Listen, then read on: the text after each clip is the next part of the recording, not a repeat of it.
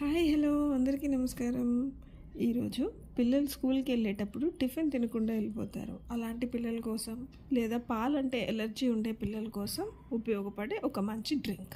ముందుగా హాఫ్ కొబ్బరి చిప్పని చిన్న ముక్కలుగా కట్ చేసి మిక్సీ జార్లో తీసుకోవాలి. అలాగే నానబెట్టిన బాదం పప్పుని కూడా అందులో వేసుకోవాలి.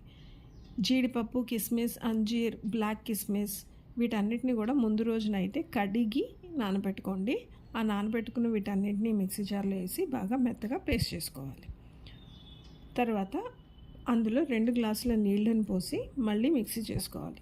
అంతేనండి, స్ట్రెయిన్ చేసి ఒక గ్లాసులో పోసి ఇచ్చేయండి. మీ పిల్లలు చాలా ఇష్టంగా తాగుతారు. డేట్స్ కూడా వేసుకోవచ్చు, నా దగ్గర లేకపోవడం వల్ల వేయలేదు. ఎండు ఖర్జూరం ఉంటే ముందు రోజు నైటే నానబెట్టండి జీడిపప్పుతో పాటు, లేదంటే మామూలు ఖర్జూరాన్ని అప్పటికప్పుడు కూడా వేసుకోవచ్చు. చాలా హెల్తీగా ఉంటుంది, చాలా టేస్టీగా కూడా ఉంటుందండి. తప్పకుండా ట్రై చేయండి. ఛానల్ ఎవరైనా ఫస్ట్ టైం చూస్తున్నట్టయితే ప్లీజ్ సబ్స్క్రైబ్ చేసుకోవచ్చు కదా.